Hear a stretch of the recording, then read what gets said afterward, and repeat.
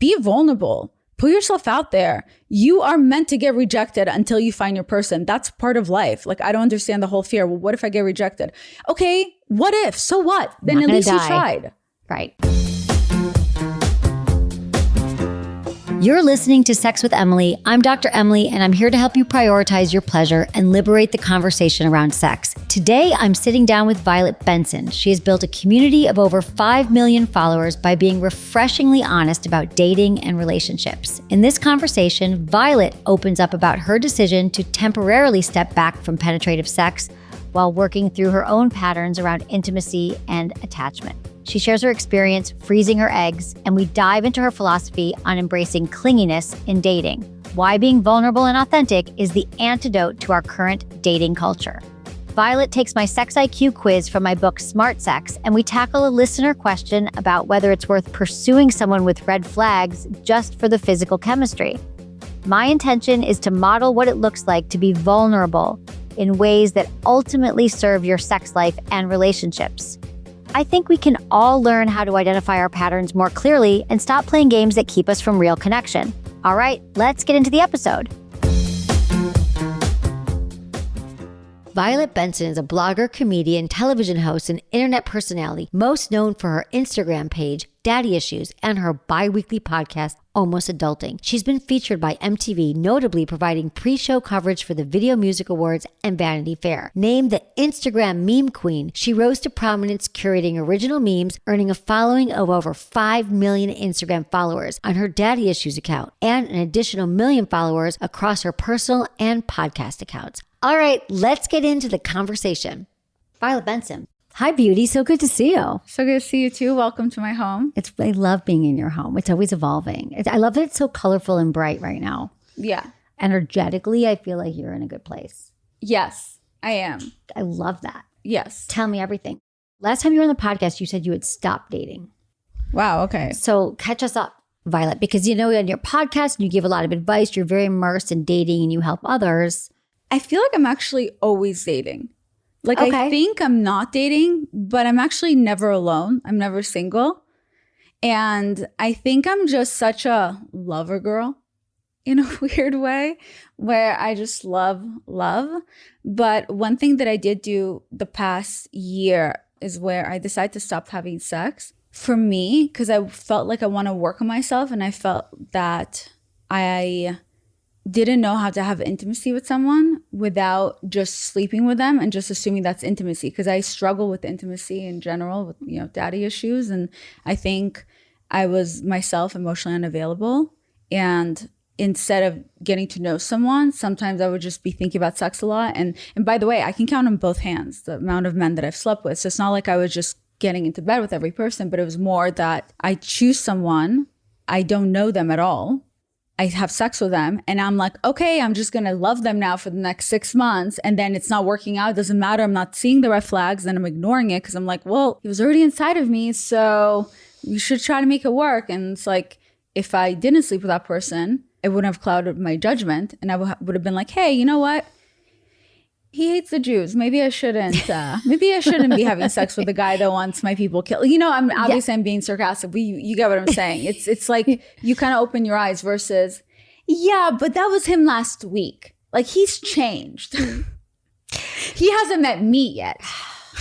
You're saying you placed a lot of value on the penetrative sex. And you thought that maybe if you didn't have penetration, but you just sort of were with others, like that's culturally, like we will keep our numbers down. Like you just said to me, I can count on one hand. Right. We put out this value, so much shame, both hands. So much Let's shame. not get crazy. Both hands. For you and for many women, when we have sex with somebody, penis goes into our vagina. It's someone's entering us, so we become attached. It's more about how it makes me feel, and it's my boundaries with myself. A lot of times I think we have all these fears, and we don't realize that we can fix those fears if we create boundaries with them instead. So for example, if my fear is that if I sleep with someone, they're not going to treat me the way I want to be treated, or I'm going to feel unloved, or my fear is that it's going to really get to me and it's going to put me in some bad mental state, I'm not going to shame myself for going through those experiences. I've decided to change my perspective regarding that. Instead of like, okay, you know what? That's just who I am. That's how I deal with things. It's going to happen to me and I'm not going to suppress it. So instead, I turn my fear into a boundary, meaning my boundary now is to not just sleep with someone too fast, because then if it doesn't work out or if they make me feel unloved, I can walk away from it. Versus in the past, I would just continue chasing them. And now it's more like it becomes my unresolved childhood trauma that I'm just not trying to go towards. Okay, anymore. that sounds like a really healthy way to deal with it. And it's probably a little bit of both. Like maybe you felt attached, but also psychologically we get into patterns where you feel like I sleep with someone, I'm attached. So sometimes I think we can work around that. You don't have to be attached because it's a pattern of being attached to somebody. But the point is what you're saying right now. It does. If something doesn't make me feel good, I'm just not going to do it. That's such a great lesson. I feel like that's a lesson for so many people that we don't often pay attention to that at all. So you're like, okay, I'm not going to do that. And now I'm just going to date, but have no sex. So first it all happened because I think sometime the end of 2021, I was trying to have a one night stand with this guy, and then in the end we just end up dating. And then I was doing my normal thing where I flip flop, wanting a man to chase me, and then when I flip flop, they leave because they're like, F this. And then I suddenly just attached this fantasy to this guy, and I would just be thinking about him a lot. And I know it had to do with the fact that we already slept together. So that's why after him, I'd said, okay, enough. It doesn't make me feel good. I created a whole fantasy of someone that I actually don't actually know. No, it's always like lack of information. Aside from that, I'm not actually chasing that person because I do have a choice and I can stop at any time. I'm purposely chasing someone who's ignoring me because they make me feel exactly how I deep down feel about myself, which is like I'm not enough.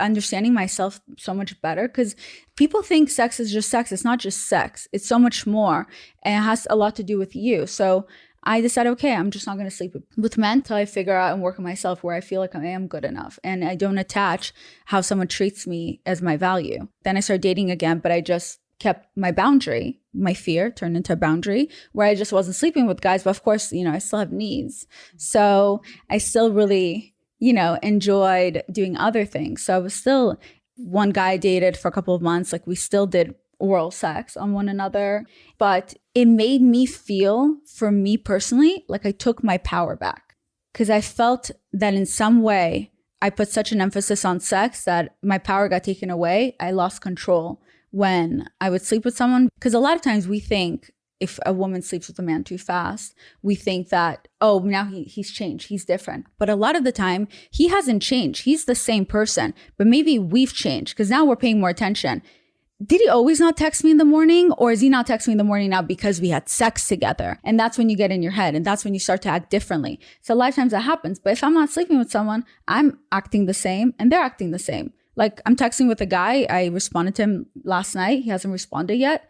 I'm not sitting here crying over it. Right. So we're talking about penetration. We're saying you could do everything, but like you're going down on him, he's going down on you. Everything happens. Maybe they meet your parents. I don't know. Everything happens, but the penetration. The penetration for you is that deciding factor where you're like, you don't get attached. That's what I put in my head. But that makes sense. And I think it's like psychological and biological and emotional. And I'll convince myself that I like someone more than I actually like them. So I always get attached, but it's minimal. It's not a way where my attachment happens to connect with my childhood trauma that I thought I already that you're healed. Not enough. Okay, here's the thing. A lot of times when it comes to dating, and I've studied this a lot, is that healthy relationships can feel uncomfortable for people who didn't grow up with healthy love. Mm-hmm. So if I only know love where, like, for example, with my father growing up, where I had to chase to earn that love, then I finally felt like I earned it. I deserved it.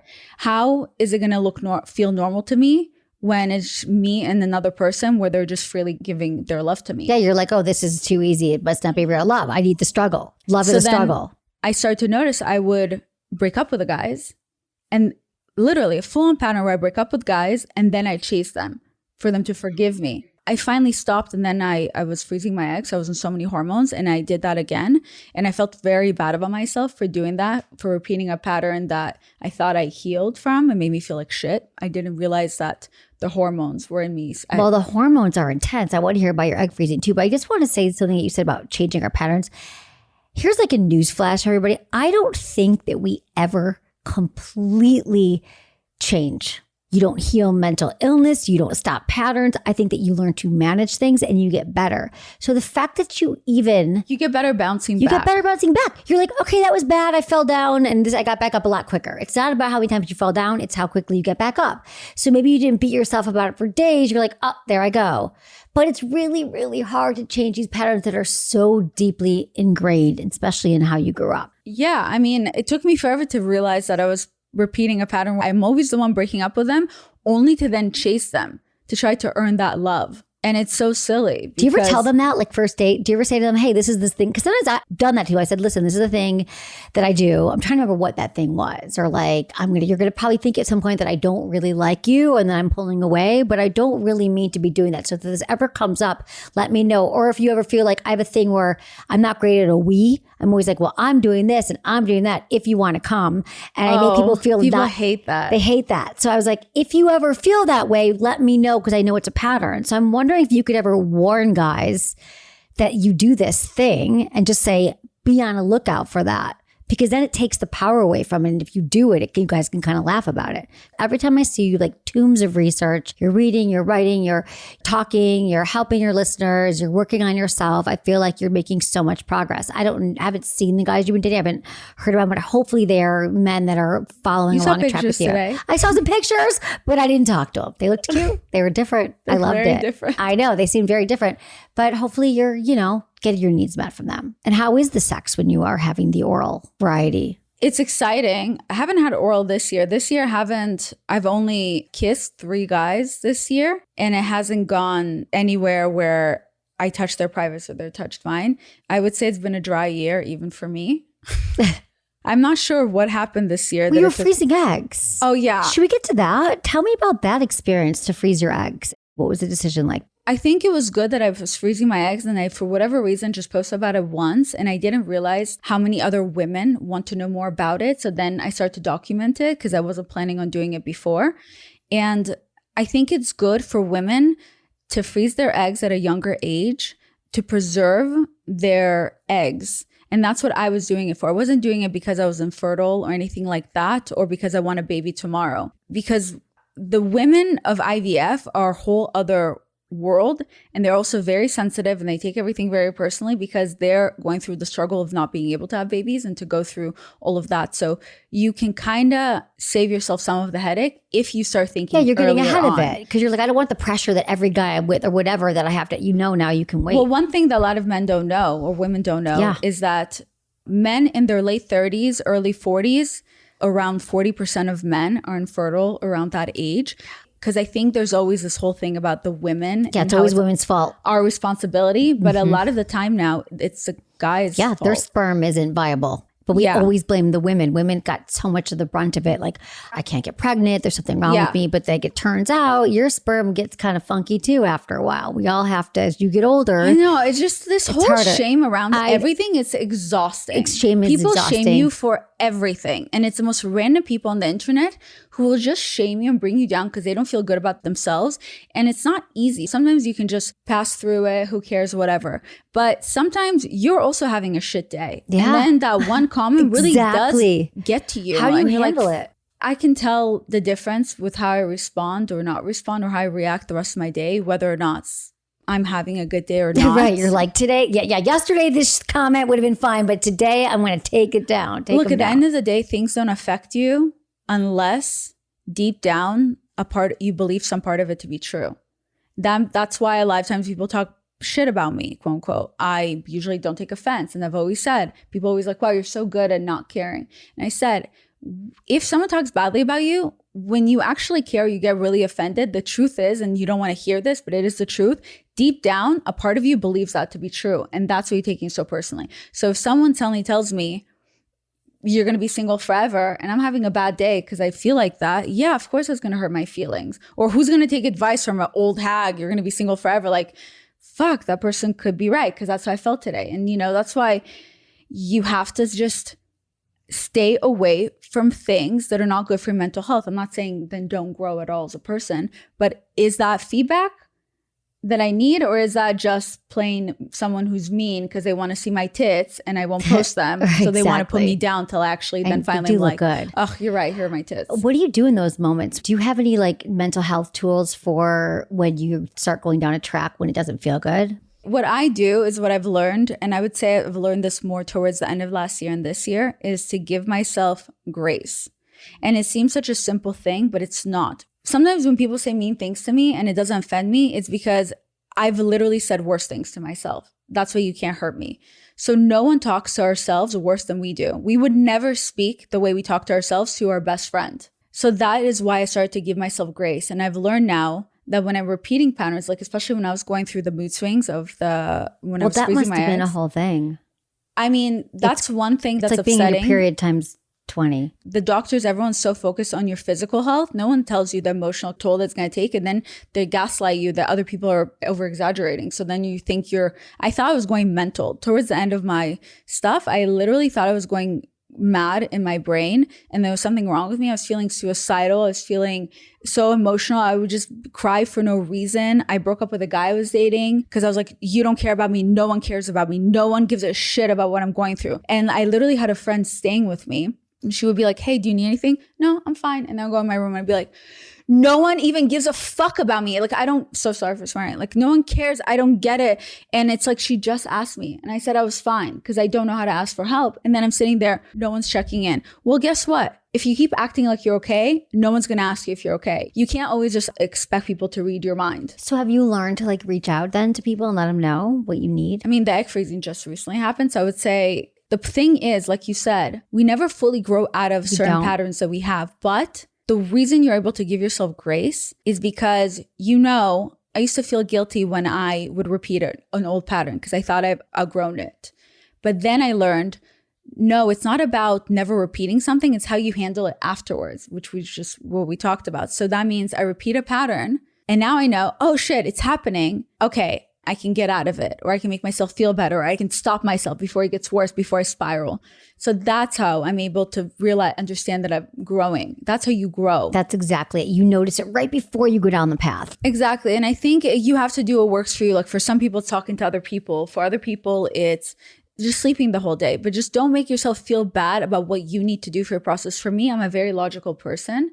So when I have too many emotions, I don't know how to handle them because I need to attach them to things. And I've learned I can't always attach my emotions to what it is. It's no one's fault. But what's helped me when I was feeling suicidal and all those emotions, I went on Reddit because I kept Googling what happens after you freeze your eggs. And they were like, women will be fine. They go back to the work the next day. But I was in excruciating physical, not just mental pain. I was fine leading up to it. So everyone else that I talked to, they were suffering. Needles didn't bother me. I wasn't bloating, nothing. I even lost a pound or two. But then after retrieving my eggs, 2-3 days, I couldn't sit or walk. I was now getting angry because I can't sit or walk because I'm in pain, physical pain. The doctor, they didn't give me any painkillers. And then I finally was like, something's wrong. Something's wrong. They're not listening to me. You're going to be fine. I wasn't fine. Thankfully, I had painkillers on me that then they told me to take. But then my mental state wasn't like, at this point, I'm just all out.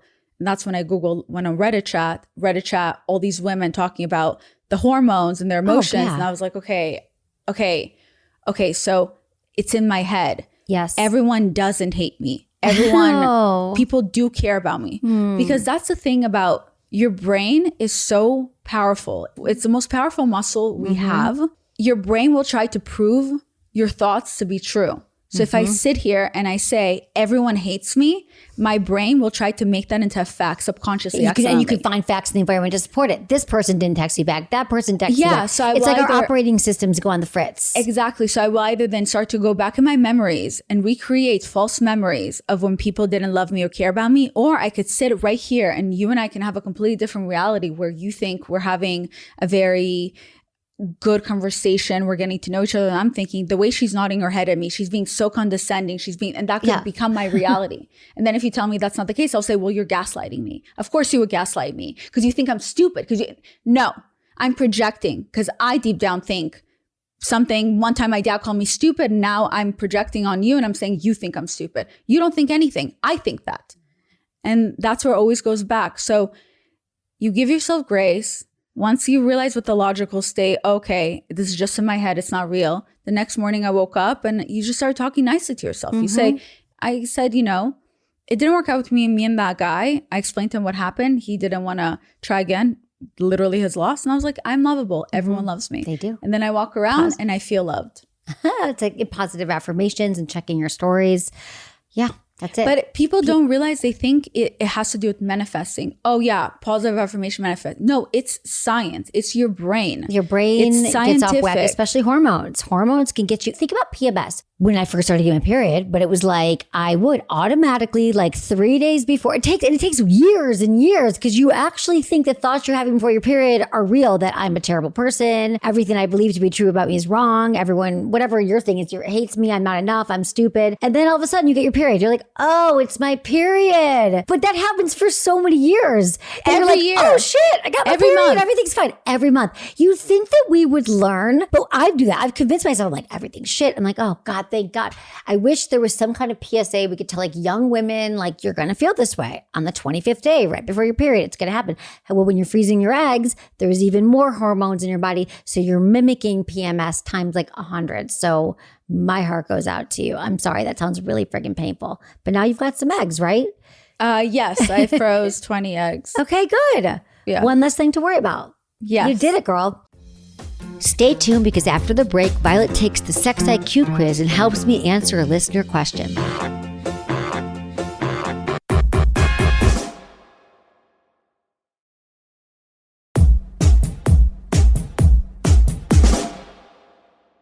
So I wrote this book, Smart Sex, How to Boost Your Sex IQ and Own Your Pleasure. I sent you a copy last night. I'm very, very, very excited about this book, because it's basically, as you know, all the years that I've been doing this work for, working with millions of people over the years, I realized that without a strong foundation of understanding these pillars of sexual health, we're not going to have the sex life and pleasure we deserve. Because I started writing the book, and I have a million tips. We've been talking for years. But I was like, what's the organizing principle about it? Like, what do we actually need to know? So I organized into these 5 principles that are going to help people feel smarter sexually, or just feel like they can be on top of it. So I created this quiz, and no one's taken the quiz yet. Oh my gosh, I'm so So you're excited. going to be Okay, the first I can't person wait. to take the quiz, and everyone can take the quiz.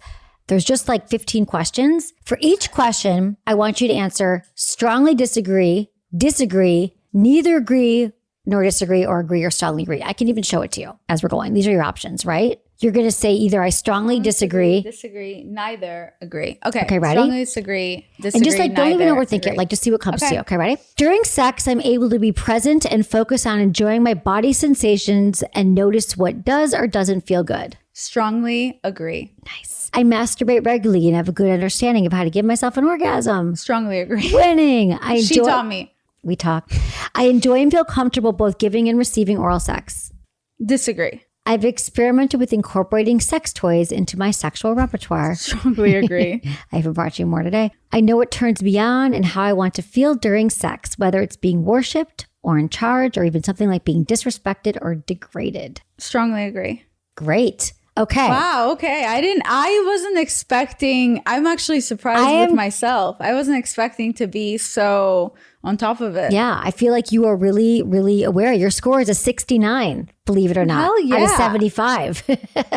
I love that. Now, I want to explain to somebody, with these nail plays, you're never like, it's not like you're dumb sexually or you have a lot of work. Not you, but anyone taking the quiz. We all have these pillars that we need to work on in our lifetime. Like, sometimes we'll feel stronger in others. And sometimes we'll feel like one area, I feel really great in my body, but maybe I'm not communicating as well with a partner right now. So I just want everyone to know that it's important to take this quiz throughout your lifetime, because it's going to help people right now. And I think the best thing about you, and why I think everyone should buy this book, and we're going to talk about it also on my podcast for the Sex IQ, is the fact that foreplay, you are so adamant about the fact that foreplay starts outside the bedroom, and a lot of people don't realize that. And that's what you helped to teach me. So if I would have taken this quiz, let's say when we met 3 years ago, a lot of those would have been disagree, including loving my body and all of that, or be comfortable about what turns me on and those things. It would have been so focused on the male gaze, because that's what we talked about. That's our first conversation with my ex-boyfriend. So now I came here with all saying strongly agree to all these questions, because I have people like you in my life, because I got to work on myself, because I masturbated and learned more about myself, because now I know what I like, what I don't like, and I don't feel shame around it. But even now, after working so much on myself, one of those questions I still said, disagree. Yeah, that was the oral sex one, which we can go back to. But I want to tell you that I'm getting a little bit emotional because I know that. Well, no, in a good way, because we first met four years ago. Yeah. We were sitting there to your podcast and it started out and you were like, you really hadn't done a lot of this work yet because most people don't, about your body. And I think you started out asking about you how just do I watch please the porn. man? You watch, yes. She came on my podcast when it used to be called Too Tired to Be Crazy. And all my questions were about how to give the best head to a man, how to do this to make the man happy. And she goes, wait, what about our pleasure? And I'm like, oh, well, Yeah. And, because you were in a culture when we focus so much on porn and the male pleasure, we don't even think of ourselves. If I come, then I come, whatever. It's best day ever, but it's not necessary. And that's but as long as silly. he came, we were happy, but we didn't know about it. So I love your journey here, Violet. Yeah, like the first time I had anal, I wasn't ready for it, but my boyfriend wanted to do it. Right. Now I would never do that. Now I'm into anal because I want to do it. Exactly. We don't just roll over and do the anal. We don't go from 0 to anal if it's not our jam. Well, I can read you what these meant, what your score meant real quickly. You're in control of your sexuality and are deeply in tune with your body. This helps you be more present in the moment during sex. You likely prioritize your own pleasure as well as your mental and physical health and feel comfortable expressing your needs in and out of the bedroom. You're also attuned to your partner's wants and needs. To evolve your sex IQ even more, perhaps consider trying a new kink, position, or roleplay fantasy. There's always more ways to explore. And for everyone listening, if you want to take the Sex IQ quiz, go to sexwithemily.com/book. The full quiz is 15 questions. If you want to learn how to boost your sex IQ, be sure to pre-order a copy of Smart Sex. It comes out June 13th. But if you pre-order now, you'll get the quiz right away. You did awesome. Yay. Yay, exactly. Violet. If you want to get into oral sex, we can talk about that. But we also have a question I want you to help me answer from a listener. Let's do the listener question first, then we'll get into the oral sex. Okay, cool. This is from Mia. She's 45 in Tokyo. Hey, Dr. Emily, I've been in long-term relationships with women and have always been identified as lesbian or pansexual. After a breakup with a long-term relationship with a woman during the pandemic, I took a break from relationships until I felt I was ready to date again this year. I started dating apps for lesbians or women only and inclusive to all genders. The most surprising thing was that I got attracted to a cisgender man who knew about my past relationships with women. It was a summer fling because I thought our values did not match, but what I really miss about him is the physical intimacy. We haven't been in contact for 2 months, and I'm not sure if I should just make the first move. He just moved to Tokyo and I think he wants to explore more. How can I detach emotional attachment from physical intimacy? So far since I started the dating app, he's the only one I've been interested in, even though I've seen a lot of red flags and do not see him as a partner. Should I make the first move just for physical intimacy? Thanks for reading this. I enjoy your podcasts. I feel like she's not hearing herself. Right. She's answering her own question. She keeps saying, I've seen all the red flags. He doesn't like me. He's focusing on other people. Should I reach out? I mean, I'm not into him. Should I reach out? I don't love him. Should I reach out? Are you sure? I think she's not being honest with herself. Mm-hmm. I think that's usually where it starts. We forget. Sometimes we're not honest with ourselves. I mean, I've seen the red flag. Just say it to yourself. I got attached. I liked how this person made me feel. I miss the feeling of how this person made me feel, because then you'll understand, oh, wait, I don't miss the actual person because there's all these red flags and all these things that I like about him. So what do I miss? Oh, I miss maybe having a penis inside of me, or I miss a male body on top of me, or I miss the way he held me because it reminded me of being held by my father or whatever, things like that. You know what I mean? So I think then you say, okay, so now I can take those little things and I can find that in a new partner. But why would you go back? I think this is where we forget when it comes to dating. In order to make it work with someone, the other person needs to want to make it work with you as well. We always sit there and we're like, should I go back? Should I not? They don't even want you. So really, what are you asking this question for? Work on yourself to figure out why you felt this attachment to this person, because obviously there's certain things that he gave you that you really enjoyed, which is nothing wrong with that. Yeah, exactly. I think that's all really, really good points.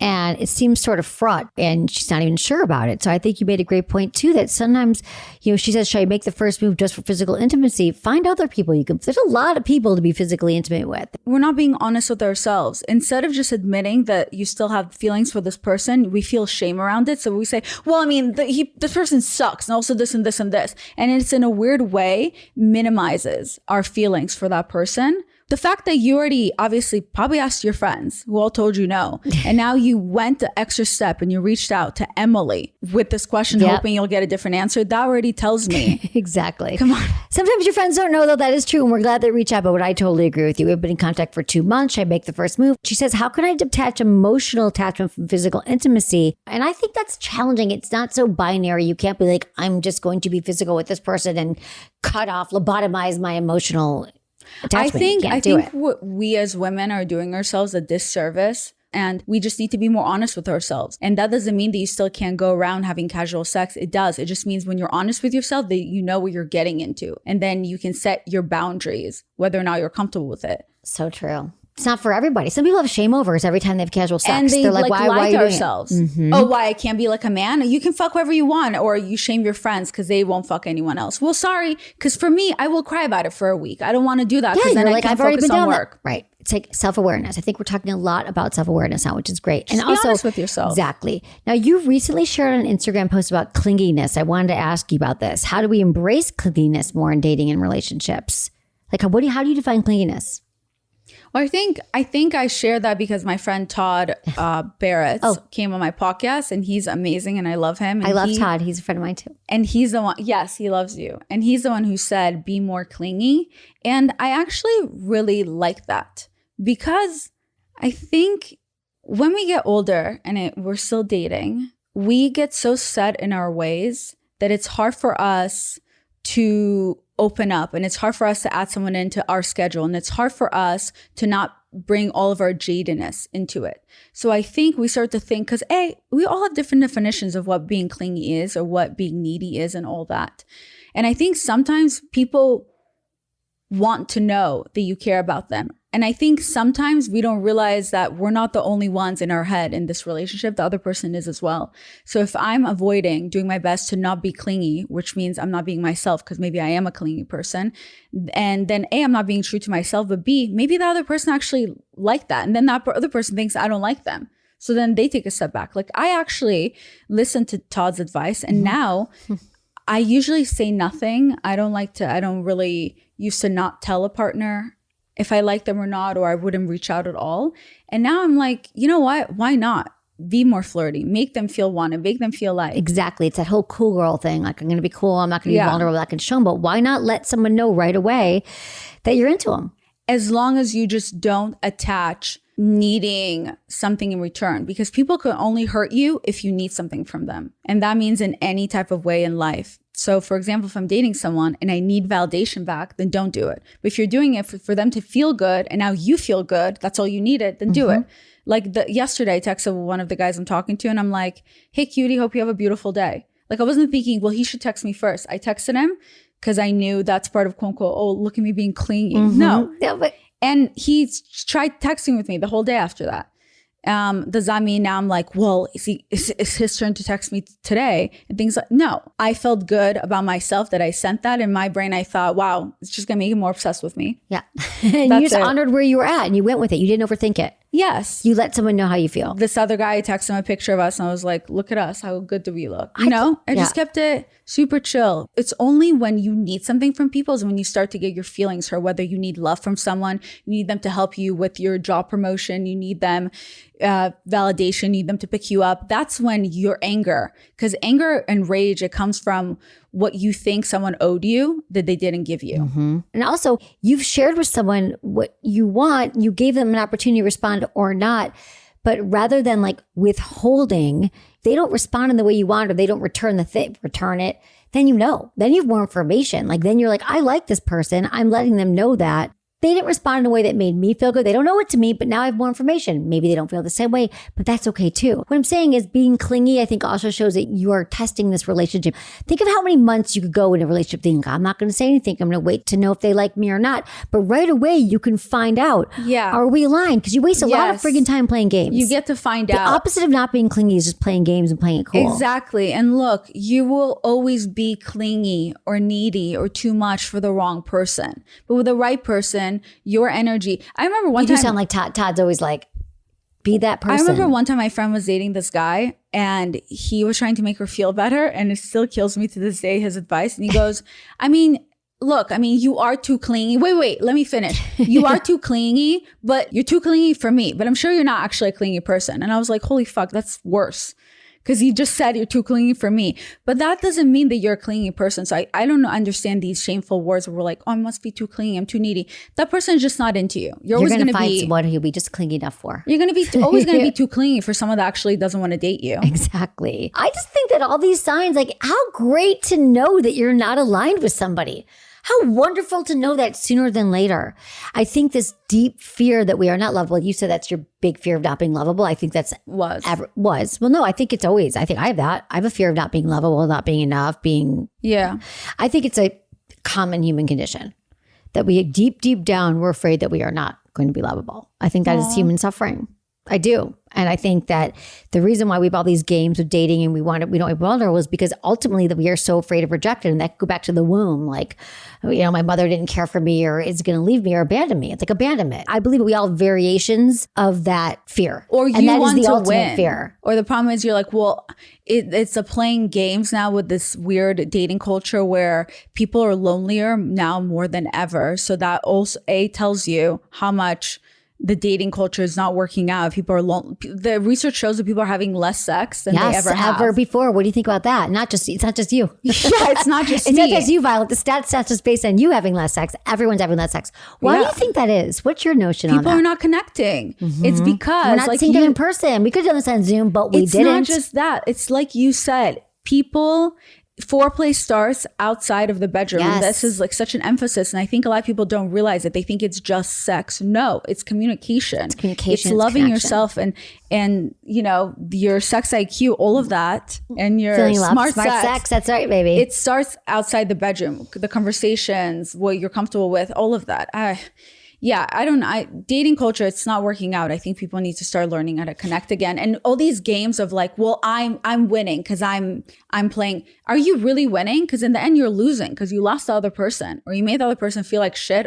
When you keep playing games, you actually never end up then opening yourself up to love and to intimacy and to learning more about yourself and the other person. And you're losing. You're not winning anything when you're the one that end up being, the other person likes you more. Cool. At least they still can love. At least they're still working on themselves enough. And at least they know, like, I'm so proud of myself when it doesn't work out with someone. I'm like, you know what? At least I tried.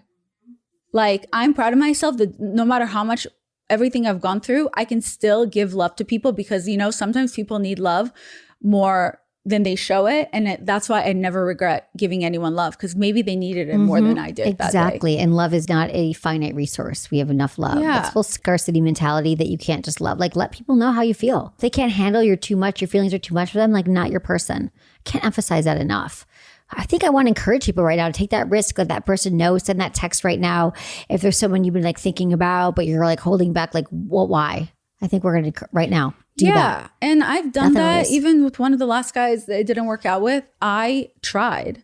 And I know, like, they always come back. I always say that. And I know he's going to come back and he's going to regret it, but I won't regret anything because I tried and I put myself out there thinking about you, blah, blah. And, he didn't take the bait. Did that make me feel bad about myself? Literally, no, it didn't. Because I was proud of myself for putting myself out there and trying versus in the past, I would just do nothing.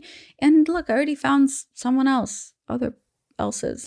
You've got else's. So what would be your top tips right now for people who are starting to go on this journey? Like right now, dating, we're hearing people having less sex. What are your 3 tips for more connection right now, more authentic dating? 3 tips. Well, I would say it's very important to be comfortable with your body. And that's something that you taught me. And before you want anyone else to help you come, maybe figure out how to make yourself come. Like I even try different positions with myself when I'm masturbating see what helps me orgasm more. And I imagine things in my brain, I fantasize, and that's also how I know if I like someone, if I masturbate thinking about them. Oh, right. That's a great tip. So I think get comfortable with your body because when I'm in the bedroom, regardless what weight I'm on, because I have PCOS, I'm always gaining or losing weight. Even if I'm at my heaviest, when I'm about to get naked, I get naked in front of the mirror while the guy's watching me and I get turned on by myself. And then the guy gets turned on by me. He doesn't give a shit about where you have a stretch mark or if your left labia is more out than your right labia. Like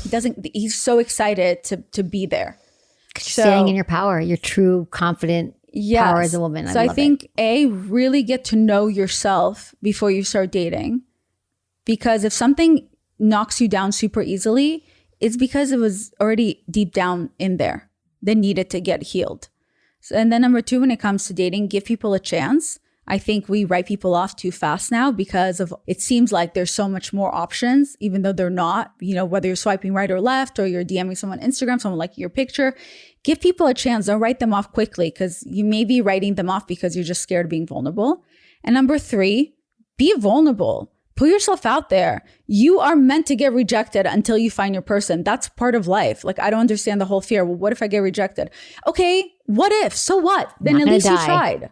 Right. And you get stronger and it's a muscle. And after a while, you're like, fine, like, that's how you pick yourself back up. Keep falling down, keep getting back up. I don't care. I rather look back and know that I've tried with certain people than look back and be like, oh, what if? Because it's usually the what if that gets us and hold us back because we create this whole fantasy about a person of what if could have happened. If it was supposed to happen, it would have happened. Move on. I love it. Those are great tips. Very inspiring. Okay, I love watching you on your journey, Violet Benson. This is amazing. Well, thank you so much for being here. We'll ask you the 5 questions. I know I ask these to every one of our guests. Okay. You've probably answered these in the past, but it change all the time. So ready? Okay. Quickie questions. What's your biggest turn on? Big hands. Biggest turn off? When they're not obsessed with me. What makes good sex? Good sex makes when the 2 partners are really open and you're not in your head. So you're just like fucking, then having oral, then fucking again, oral, taking breaks, fucking, like a whole day marathon. Something you would tell your younger self about sex and relationships? That sex doesn't equal love. What's the number one thing you wish everyone knew about sex? That foreplay starts outside of the bedroom. I love it. Violet Benson, thanks for being here. Where can people find you? What are all the things? People can find my meme account at daddyissues_ if you're into memes, dating, relationships, or you can find my podcast, Almost Adulting, on every Tuesday and Thursday. From solo episodes to fun guests. It's the best and it's available on all platforms. Spotify, Apple, and YouTube. And you can find me, Violet Benson, on Instagram. Thanks for being here. Thank you. Bye.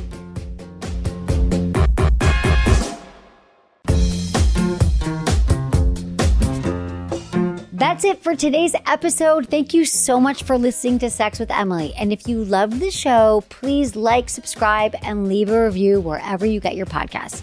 And hey, share this with a friend or a partner. It might just spark something. It usually does. You can find me on Instagram, TikTok, YouTube, Facebook, and X. It's all at Sex with Emily. Oh, and I've been told I give really good email. So sign up at sexwithemily.com for free guides and articles and more ways to prioritize your pleasure.